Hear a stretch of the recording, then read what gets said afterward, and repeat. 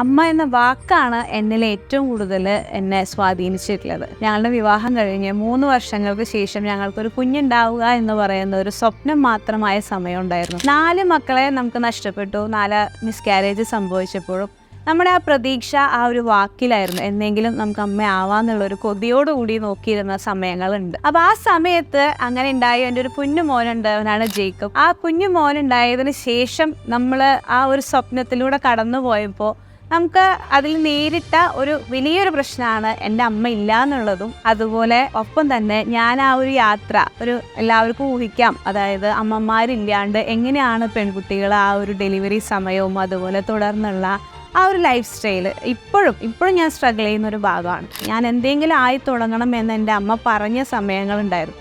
അതിനെ ഓർത്ത് നമ്മൾ ചെയ്തപ്പോൾ എനിക്ക് ഫസ്റ്റ് നമ്മളുടെ മനസ്സിലേക്ക് വന്നിട്ടുള്ള ഒരു കാര്യം എന്ന് പറഞ്ഞു കഴിഞ്ഞാൽ ഒരു മെറ്റേണിറ്റി വെയർ എന്ന് പറഞ്ഞ ഒരു കോൺസെപ്റ്റാണ്. നമുക്കൊരു അമ്മ നഷ്ടപ്പെട്ട് നമ്മൾ ആ ഒരു ഫീലോട് കൂടി നിൽക്കുന്ന ഒരു സമയത്ത് നമുക്ക് തന്നിട്ടുള്ള നമ്മളുടെ ആ ഒരു കഴിവും നമ്മളുടെ ആവശ്യകതയും കൂടി മിക്സ് ചെയ്ത് വരുമ്പോൾ നമ്മുടെ മനസ്സിലൊരു സ്വപ്നം രൂപപ്പെടും. ആ ഒരു സ്വപ്നമായിരുന്നു സ്റ്റൈലിഷ് മെറ്റേണിറ്റി വെയർ എന്ന് പറഞ്ഞ ഒരു കോൺസെപ്റ്റ്. എൻ്റെ അമ്മ നയിച്ച വഴികളാണത്.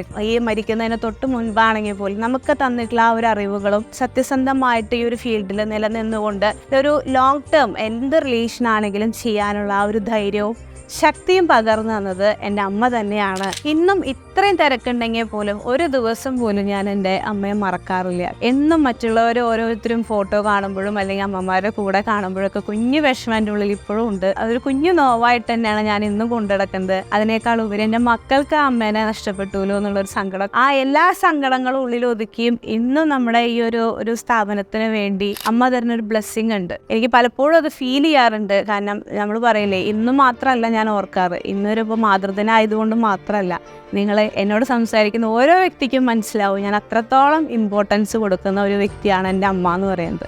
കാരണം ഓരോ നിമിഷവും ഞാൻ ഓർക്കാറുണ്ട്. അല്ലെങ്കിൽ എനിക്ക് എന്തെങ്കിലും ആയിട്ടുണ്ടെങ്കിൽ അത് ദൈവകൃപയാലും എൻ്റെ അമ്മ തന്ന ഒരു കഴിവിൻ്റെ ഫലത്തിലുമാണ്. നമ്മൾ എത്ര കരിയർ ഡെവലപ്പ് ചെയ്യാൻ നോക്കിയാലും എത്ര വളർന്നു എന്ന് പറഞ്ഞാലും അവരാണ് നമ്മളുടെ ബേസ്. അപ്പോൾ അതിൽ നമുക്ക് അവർ നല്ലത് തന്നിട്ടുണ്ടെങ്കിൽ, അവരുടെ ചീത്ത മാറ്റി വെച്ച് നല്ലത് തന്നിട്ടുണ്ടെങ്കിൽ ആ നല്ലതിനെ മുറുകെ പിടിച്ചുകൊണ്ട് നിങ്ങളുടെ ലൈഫ് മുന്നോട്ട് പോവുക. അപ്പോൾ എല്ലാവർക്കും ഈ ഒരു മാതൃദിനത്തിൽ എല്ലാ ആശംസകളും നേരുന്നു.